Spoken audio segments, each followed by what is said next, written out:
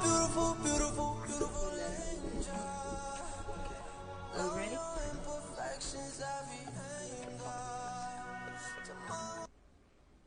Hello, hello, hello, ladies and gentlemen. This is Dr. Mary Payton with All About STEM Radio. I know I'm 7 minutes late, but it'll be all worth it today. I have a great group of young men and women who are here from Discovery STEM, headed by Mr. Faizan. Or are you Dr. Faizan? Mr. Faizan. Oh, but you're still a genius. He works for NASA, y'all. He's really, really smart. But he has brought some excellent young men and women in here with him today. Quick thing about first thing, my niece Shavanti, happy birthday. Auntie loves you. I know you're 29 again, and I'm probably embarrassing you, but I don't care. I love you. So getting back to our guest, Mr. Faizan, he works with this great group of young men and women, and they do challenges like NASA challenges, and some of his kids, he has them patent their projects, and I mean, they are amazing. So, Mr. Faizan, I want you to introduce yourself first and let my audience know who you are. Hey, hi everyone. Good evening. My name is Mirza Faizan, and I'm an aerospace scientist by profession. And I am on the judging panel for R&D 100 Award, wherein I evaluate the technology developed by scientists from all over the world, including that of NASA. So I'm an innovator myself, and one of the things which I do out of my passion is that I mentor these young kids, 10 to 17 years of age, to identify a real world problem and innovate patentable solutions to these problems. So that's all, Mary, for now. That's all. Okay, would you introduce the young men and women that you have in the station right now? Sure. So I have with me a couple of my students, so I'd like to request Ayan to introduce himself quickly. So, hello everyone, my name is Ayan Mahmood, and I'm a 9th grader. I'm a freshman at Independence High School in Frisco, Texas. Hi, I'm Malia Khan. I am a junior at Heritage High School, and I really have a passion for STEM. Hi, my name is Laiba Mahmood, and I am a sophomore at Independence High School. Okay, all right. So, tell me, what got you involved in working with these young men and women? All right, Barry. So there is an interesting story behind that. So as I said, I am on the technology evaluation team and the judging team for R&D 100 Award, which is also called as Oscar of Invention. And with this background, whenever there is any prestigious innovation competition conducted at NASA or by any other organization, I'm invited as judge. I was invited as judge. So what I noticed there is many a times these young kids, they have some brilliant, amazing ideas. And let me tell this to you, whosoever listening out there, all top young scientists across the globe, this is my feeling and my finding that these young kids are much more innovative than us. But then I also noticed that many a times they lack the structured guidance to convert their idea into innovation. And that's why I thought, why not mentor kids like these to convert their ideas into innovation? So I have come up with a structured way to think and innovate, which I named as STAR. STAR stands for Structured Thinking, Analyzing, and Reasoning. So in which I teach them how to think about a problem, analyze a problem in a very structured way. And I change the thinking, basically, I change the thinking to think like an innovator. Mm-hmm. And then I give them a real world problem, and boom, couple of weeks later, they come up with a beautiful innovation. So that's the story I started. And then, as I said, like I started this in a couple of months back, around 24 months back. And so far, we have 70 patent applicants who are like 10 to 18 years of age. Oh, that is outstanding. I mean, I'm just amazed at what you do. Students, give me some ideas or examples of why would you join an organization or a group like this, like Discovery STEM?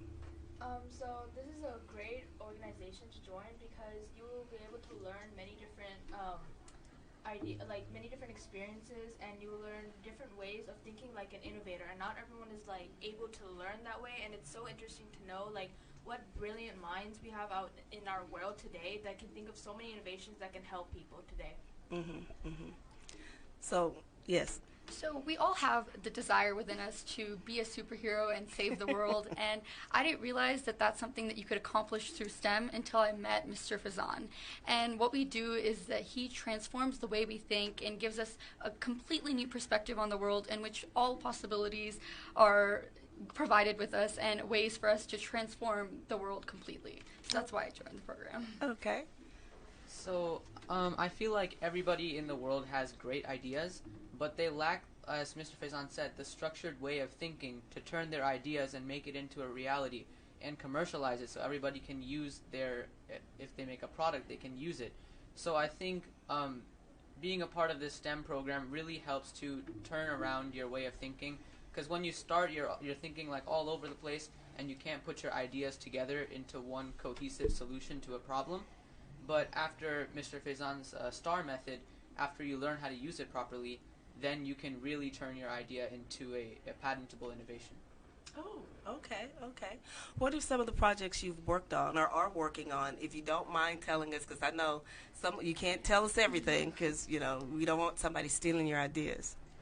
Well, currently we competed in Conrad Innovation Challenge, where we had to create an innovation within one of the certain categories. So we decided to go into the cybersecurity technology section, and we realized that in the world, the biggest problem that we could think of possibly would be right now is sexual assault. And so we decided to create innovation in order to prevent that. And we realized that our competitors, some of them have been able to prevent it per se, but not completely. And since it's still a big problem in the world, that's what we decided to focus on.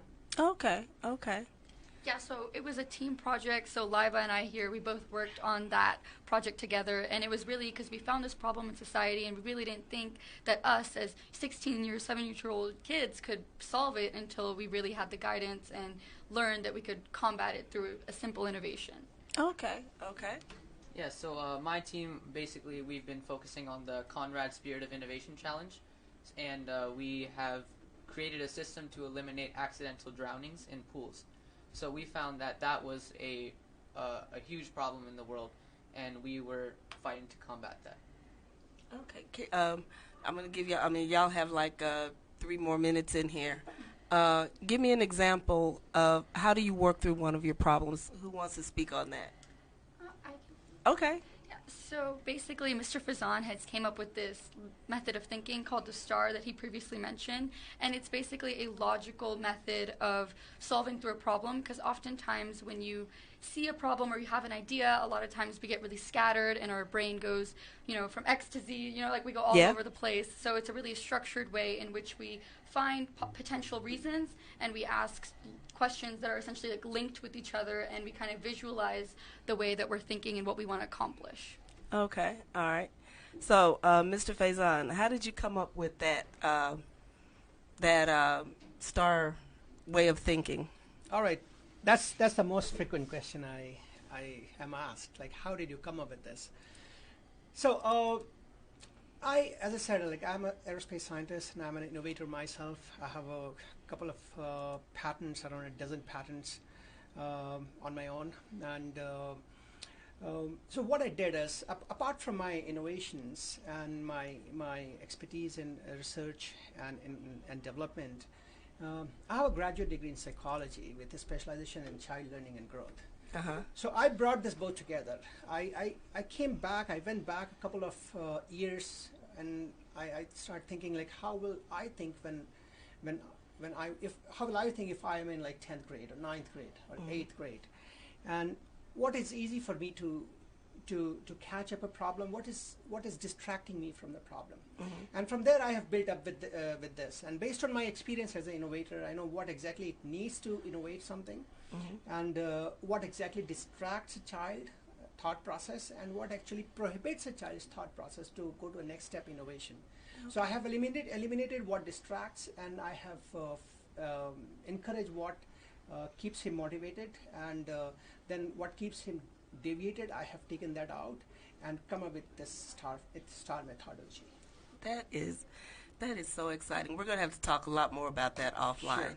But what I want to do is bring in another one of your groups, because I noticed we started with the older kids and we're going down to some of your younger kids as we move through here. So we're going to put on a little music so we can, oops, I'm going to let you do this, so that we can move things around a little bit and rearrange some of these young, great men and women that he has here.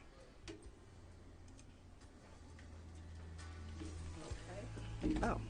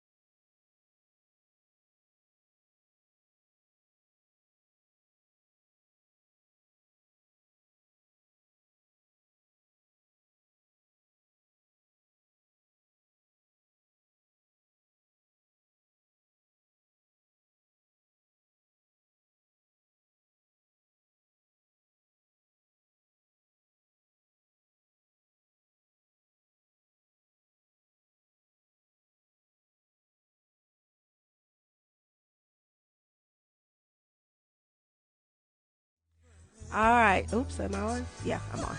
Hello, hello. We are back. We have to make the transition. As I say, we started out with the high schoolers. Are y'all high schoolers too? Sophomore. Yes. Okay. I'm in 8th grade. Oh, okay. So we're going with another group here, and they've got their T-shirts on. Tell me what's on your T-shirt, Reese. What's on your T-shirt? Young innovators, high achievers, and child prodigies. I love those T-shirts. And what's on? Yeah, our quote. Discovery STEM. I love those shirts. Who came up with that shirt design? That's mine. Ah, okay. All right. Ladies, you want to introduce yourselves? Hi, I'm Shreya. I'm in 8th grade and I go to Green Hill School. Okay. I'm Iman Musa. You got to speak up, Iman. I'm Iman Musa. Okay. I'm Anaya, and I'm a sophomore. All right. So, tell me what got y'all involved in Discovery STEM. Discover? Yeah. Okay. Well, to be honest, at first I wasn't 100% sure that I wasn't into this as much as I thought it would be, and I thought that science wasn't my thing. But then I got to know Mr. Faizan and his ideas of teaching and the way he does stuff, and I realized that, like, no matter what you think you are not good at or you may not have a hobby for, you just have to kind of try things out, and you'll figure out that it's, like, might be just for you. Okay. All right. Ladies? Same thing as Anaya. Like, I had no idea what I was getting into whenever I first started. But now that I've been in this program for, like, a couple months now, like, I've really started to enjoy it. Like, not only working with the team, but, like, the field of STEM and thinking as an innovator. Okay. Now, I have a slightly different story. Ever since I was really small, I have always had a passion for STEM. And sometimes it showed in small ways, like preferring to build with my Lego blocks instead of playing with dolls. And later on, I joined Robotics Club, and I began watching science videos on YouTube and scouring the internet for new information. And that was when I really began to recognize my passion for STEM. And so when a friend at my school approached me about joining Discover STEM, I immediately jumped at the opportunity. Okay. All right.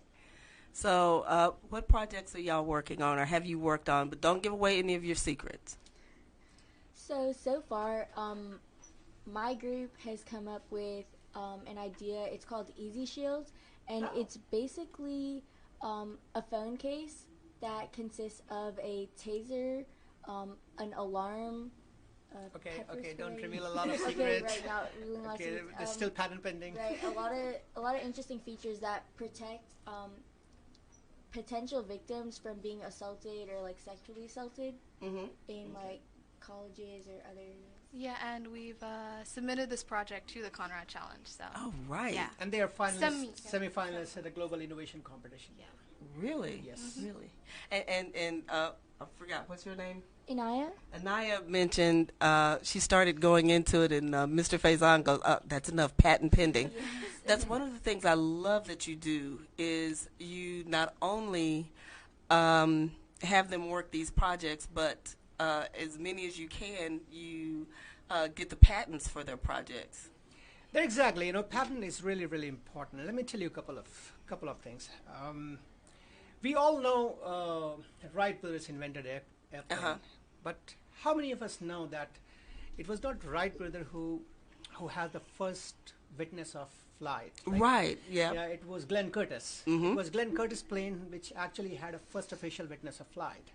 But we all know Wright brothers because they got a patent. That's number one. Number two, let us take this perspective of their benefit as a college admission or in its scholarship. I was going through the statistics given on Stanford University website.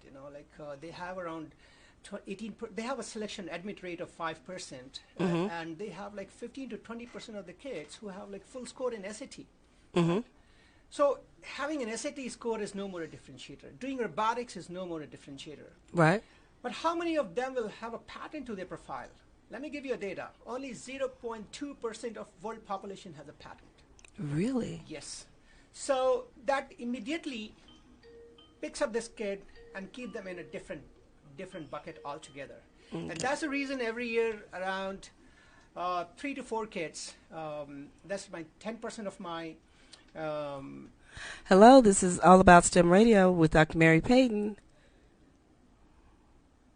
Hello?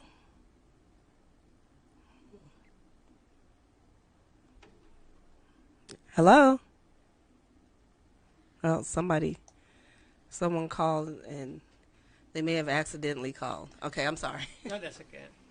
So that's what I was saying, the moment they have a pattern in their profile, they are differentiated by the college admit committee as well. Oh, yeah. And that's the reason, like every year, 10% of my total kids get into Ivy Leagues. Yeah, so they get into Howard, Stanford, Duke. They get full rides because that differentiates them a lot. So patent is a really good property to have. That we call it intellectual property, right? So yeah. That's important. That is so important. And yeah, don't give away your secrets. Don't give away your secrets yet. Yes. Oh, well, I'm actually on a different team. What's your team? Oh, Oh, yeah, I'm just on a different team, an 8th grade team. And so we're taking it a little bit slower, which means that we haven't accomplished as much as they have just yet. That's okay. So we've just started our journey, but surely we're going to get there. We've already started working on the NASA Ames Space Settlement Challenge, in which we design a space settlement. And we're making lots of progress towards that. And we have actually started to patent one invention that we've come up with, which is a more efficient rocket system, which is 1/10 the cost of a regular one currently. Okay. Now I have a question. We keep talking about groups and teams and stuff like that, and here in science, a lot of people are like, well, I did this, I did that. This is mine, that's mine. How does it feel to work in a group or work in a team as you go through these? So to be honest, working in a team, before I was a part of Discover to STEM, I never really liked working with other people. I liked doing work on my own, getting things done, just being responsible for my own work. But joining Discover STEM, I realized that, like, you know, there are sometimes when you do need people's help and you need to accept that. And working with teams is really beneficial in a lot of ways, and I really like it a lot more than I used to. Yeah, and I think whenever we work as a team, we're able to like bounce ideas off of each other and like see different like perspectives, which is really helpful whenever you're trying to come up with an innovation. Mm-hmm. Yeah. What are the size of the teams that y'all work with? I'd say about between like 5 and 7 people. Yeah. for the most Okay. part. Yeah. Okay. Now, in those teams, do you have specific jobs? Oh, Yes. yes, definitely. Okay, And tell me in about my that. team, I'm head of finance. Oh. So whenever we're interested in competitions, such as the one we had joined, the Mhm. Conrad Challenge, Yes, yes. I had to calculate the costs of food, transportation, hotels, anything that would come under the subject of Let the me cost. come in, Iman. That is the small part of your job. Okay, yeah. The major part of your job is to find the entire cost of the innovation, Yes. right? Like it's her job to find the cost, negotiate with vendors. Really? Yes. When she has to find out like how much each component is going to cost, where to source that from. So these are some of the jobs, right? It's a tough job. Yes, Ina? Difficult. You'd like to? There's also like the chief communications operator. So that's like if you're making calls to different companies trying to figure out different information about products that you might be needing, or just like working as a team and making sure that everybody knows what time we're meeting, where we're going to be, and stuff like that. Okay. And there's another one, Chief Documentation Officer. That's big. That is so big. Yep. Because not a lot of people will understand your journey or believe you if you don't document your research. Mhm. And sometimes that job can be a bit overwhelming, and sometimes it can even be boring. But like all things, when you're trying to accomplish something great, the journey can often be hard. And you know, and the when you talk about the documentation person, if something goes wrong, then you need to say, okay, we don't need to go back to do this again. We've already tried that. That didn't work. If something goes right, you have to remember, oh, wait a minute, what did we do? Because, you know, I've got to tell this story. I don't have a fancy phone. I've got an Android, and I love my Android. I don't get fancy phones because I don't need them. I just need to make calls, text, and now search the internet and, you know, look at Facebook like normal people. But I was asking my son today, I said, he had posted an article of himself. He just came out in one of the Voyager Dallas articles about him today, and he had posted a picture on Instagram. I'm like, how did you do that? He goes, oh, I just took my phone and took a snapshot on my phone and yada, yada, yada. I'm like, okay, how do you do that? So we were sitting here and we were trying to figure out how to use my phone to snapshot the article to put it on Instagram. Well, he figured it out once. Didn't do the picture right, and he wanted to do it again. It took us probably 8 minutes to figure out how he took that picture. We didn't write it down, so trust me, I still can't take a snapshot on my phone. So I'm going to have to figure that out. He goes, you push this button, maybe you have to push this one. We did it accidentally twice.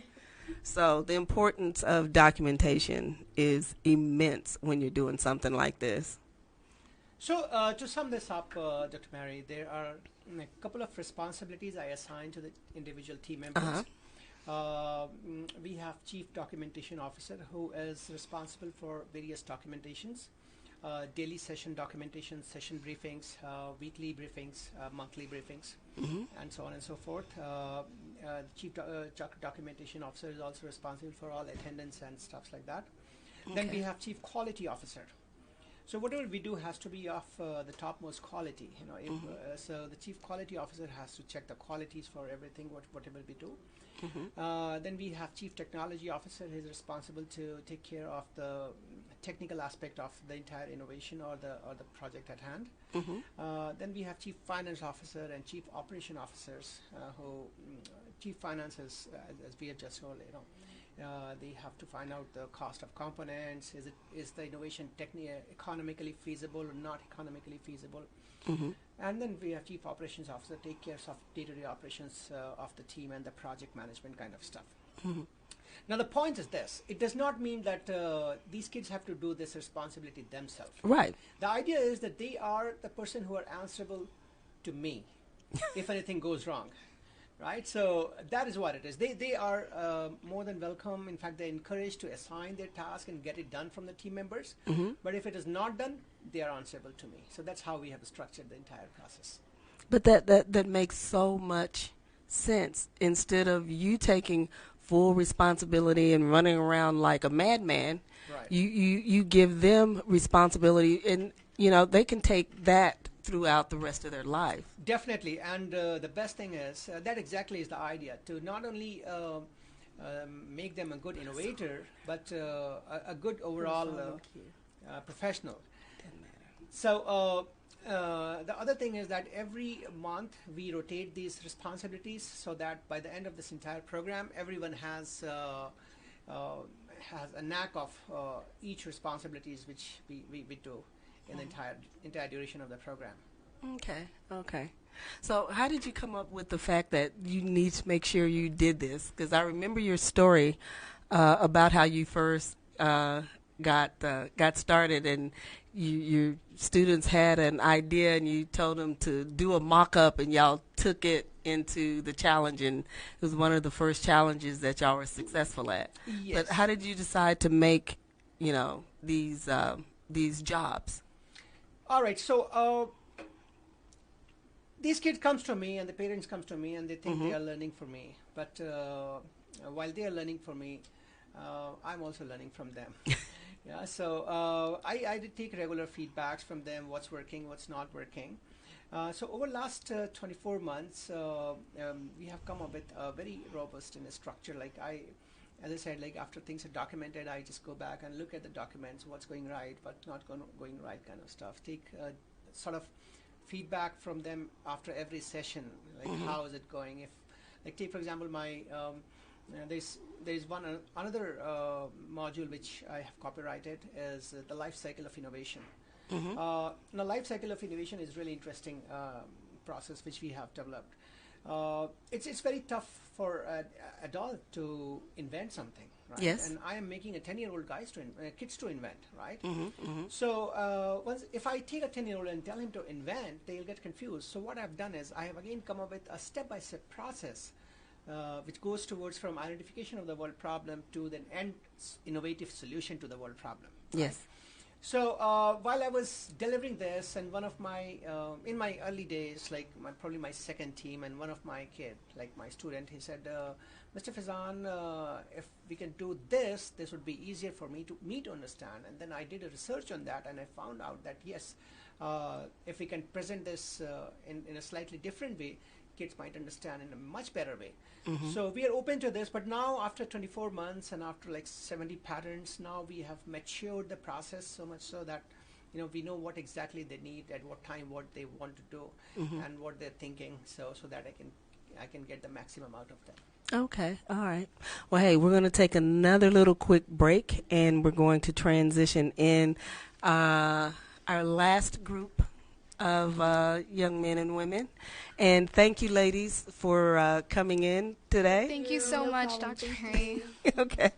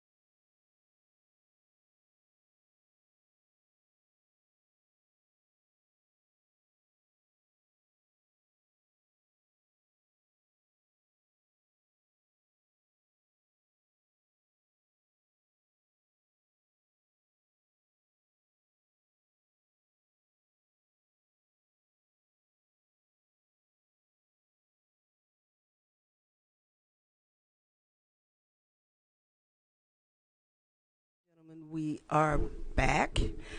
This is Dr. Mary Payton with All About STEM Radio, and today I have probably far too many kids, and I'm glad Sammy's not here because she'd get me, from Discover STEM. And this is our last group, and I'd like for them to introduce themselves. Speaking to the mic. Whoever's going to start. My name is Rishab Sidamshetty. Okay. Great. My name is Azalamir. Okay. My name is Ashton Risher. Okay. So, what got y'all involved in Discover STEM? Discover STEM. I'm putting too many letters in here. Well, just for starters, my favorite subject growing up was math. And Okay. I feel that there are many problems in the world today, and I feel that STEM is the link between the solutions and problems, and I think that STEM can lead the next generation in solving those problems. Okay. I for most of my life, my favorite subjects were the entirety of STEM, the science, technology, engineering, mathematics thing. And so, my mom had been spending a lot of time trying to find me a program where I could use my talents and things like that. And when she found Discover STEM, she was super overjoyed because it was finally a place for me to actually use the power or the knowledge that I had to some good use. Okay. I think I was mostly able to get into STEM just based on my love of math and science, because when I was younger, those were really the subjects that drew to me, and I just felt near and safe with them, so I sort of gravitated towards them, and they just ended up working out, so that's how I got interested in STEM. Okay. Now, what are some of the things that you've gotten to work on? And don't be too specific, because we don't want to give away any secrets. So you can talk about your innovation and the rocket system innovation kind of stuff. Oh. Yeah. Okay. So right now we're developing a space station for the NASA Ames Space Settlement Challenge. Okay. And so we have a particular idea that we're planning on patenting, so we can't discuss it too much here. Right. But we spent a lot of time on it, and we really think it's going to be our big idea, basically. We think the entire station itself, we've been using a lot of unused ideas, and we really think that this could be our big winner. Now, how long have you been working on this challenge? 2 months. 2 months? 2 months. Okay. So, Mr. Faizan, when they work on challenges like this, do they actually build the things out, or do they come up with all the concepts, or what are some of the things that the young men and women get to do? So, first thing, let me clarify here. Discover STEM does not take kids only to go to challenges. Right. Okay? I know. I mentored them to become an innovator, and when they innovate something amazing, I said, okay, fine. Now let us test where you are at on an international level, and I send them only on international challenges. Yes. Right?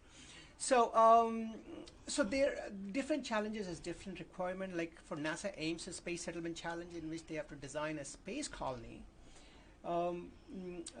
This is just the design aspect of it. But earlier this week, one of my team has won, was a Texas merit winner for Future City competition. Yes, so there are 10 kids, 10 to 11-year-olds, and they have designed a future city which has got the award of most livable community award. And they again we're presenting one of the patent pending innovation. Right? So there they have actually developed a prototype of the city. Okay. Yes. Conrad Spirit of Innovation Challenge, previous year, one of my team, they have innovated a gun to predict and prevent mass shooting. Yes, yes. And they took that, they developed a prototype of it, a working prototype of it, and they have taken it. Although it was not required, but then the kids went ahead and they said, let us do this prototype, and we did that. So, so different challenges has different requirements, so they go accordingly. All right. I so like that. I want to ask you guys a question, and this has nothing to do with the challenges or anything like that. Based on the fact that you're working with Discover STEM, how does that help you in some of your schoolwork? Okay, well, I feel that number one, it's helped me just grow in the thinking process, because I've learned to look at things from different perspectives and use all of my knowledge fully to understand them without just jumping to conclusions. And I also feel that it's been helpful just to just go about my daily life too, and with like all my homework, because I feel that it allows me to use the skills on that work, which allows me to do better. Hold on just a second. We have a caller. Hello, caller. This is Dr. Mary Payton with All About STEM Radio. Hello.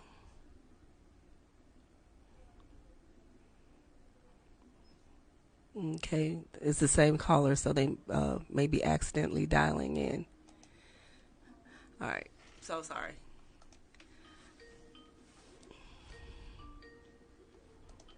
Hello, this is Dr. Mary Payton with All About STEM Radio. Hello? I don't know, it may be something with the system. Okay, if you're calling in, I think we're having a glitch with the system, and I so apologize. Okay, all right. So either of you other guys, has this helped you in school? Definitely. Discover STEM has allowed me to gain a more ordered and structured way of thinking instead of my more sporadic method.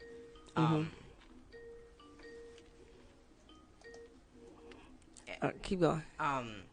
And I use it for all of my subjects. So when we have to do history essays for tests, it allows me to structure what my thoughts and ideas are to come to the most probable conclusion, or in this case my thesis, to make it the strongest argument I can make it. And it's obviously in math and science it helps me. On math tests, why does a solution make sense? Just proofs, things like that. In science, it helps me analyze the results we've gotten from a recent lab and come to the most reasonable conclusion and use. Hey, if you're calling in, I'm so sorry. There is a glitch within our Skype system, so for some reason we can't hear you. So I totally apologize for not being able to pick up.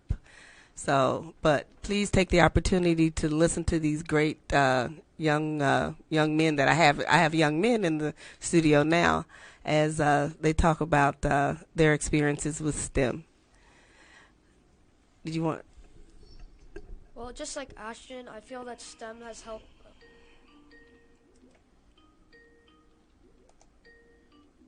Okay. I feel that STEM has helped me in many ways to think to the deepest root of a problem and not just think in that my way is the correct way. You have to approach a problem from different ways, asking different questions to come up with the best solution possible. Okay. Now, I know y'all are young. Have you started making any decisions on what you want to do or any goals when you graduate high school or going to college or anything? Anybody have any focus on that yet? They all are still 8th grader, by the way. I know they are. Well, I want to give that back to the community in every STEM-related way when I grow up. I love that. Because I think that no invention is too small or too big, and I feel that we should help our community in every way possible. I love that. Anybody else? So, personally, I want to pursue more of the S part of, or the ST part, science and technology. So I want to maybe go into theoretical physics. Oh my goodness. Science guy. So, yeah, this program has definitely helped me just understand more of those abstract thinking concepts that require more several solution approaches to actually get there. Okay, all right. I would definitely say that I like engineering and math, part of the STEM the most, so I would like to do something in that field. I haven't quite narrowed it down to a specific job or type or anything, but I know that I just want to make stuff that will eventually allow us to move on and advance in technology. Okay. And you know what? Technology is moving so quickly now until, it's hard to keep up, because I had asked a question to a professor not long ago. We were going through evolution for my AP Bio classes, and I said, what now? How do you feel we're going to evolve? Are we going to become a superhuman or whatever? He goes, well, technology, math, medicine has already started making us live longer, see better, all of these things that we're doing to make ourselves physically better. Is how we're evolving. The technology, being able to communicate better and keep up with each other. We're no longer writing letters. We're writing emails and text. And, I remember I used to pay my bills. I'd have to write a check, go put it in the mail, and that's how you paid your bills now. Go online, click a couple buttons, and I'm done. But before we get out of here, Mr. Faizan, I want you to tell people how to find you on what's your email address, that kind of thing, social media. Sure. To all the listeners, if you want to be our next young innovator, we have open enrollment right now. We have a couple of programs. Unfortunately, there is no open enrollment for many of the programs, but then there's just one program which has an open enrollment, which we are enrolling right now. We are normally booked 6 months in advance. So right now we are taking kids for summer. And for you to contact us, you can visit www.discoverstem. Discoverstem.info. It's not com, not net. It's info. Discoverstem.info. There's a contact us page. Fill us a contact us page. Give us a couple of days because we get a couple of hundred requests per day. Give us a couple of days, and we'll get back to you. Okay, and I'm going to post that on the All About STEM Radio Show Facebook page, so that my listeners can find you. And what do you see for the future of Discover STEM? For me to answer this, let me tell you what is the future. You were just talking about, like we are evolving, yes, right? Yes. So what is the future of humans right now? One of the ability which humans were given, like very few living beings were given, is the power to think critically think. And it's a very unfortunate and dangerous situation that we are actually losing this skill. The thinking skill is slowly getting extinct. Let me tell you how. I remember when I was third grader, and I used to live next to airport, and whenever I used to see a plane take off and land, I'm talking about 90s, I used to sit and think for, if not days, at least for hours, like, how does a plane fly? What makes it fly? What was the engine Wright brothers developed that goes up in the air and defy gravity? I used to think a lot, and I used to design a lot of stuff. But today, if the kid has the similar curiosity, he does not have to think. All he has to do is to press a couple of buttons on his phone, and he'll get information on Google. He can watch a YouTube video. So thinking is getting extinct. That is one aspect of danger. The second aspect of danger is all research and data says 10 years from now, 40% of the job will not be there. They'll be automated, right? So whatever can be done repetitively, whatever can be done without thinking is going to be automated. So thinking is all the more important for us to survive, right? And this exactly is what I'm trying to do, is to rebuild this thinking, redevelop the thinking faculty in human mind, in these young kids, so that they start thinking, ideating, and innovating, right? So this is the philosophy I have. So what is next for Discover STEM? We are coming up with the state-of-art innovation lab. It's going to be, and the best thing is it's designed by our students. So it's going to be a hangout place, and you can call it intellectually stimulating hangout place for kids, right? So where you can make innovations over a cup of coffee.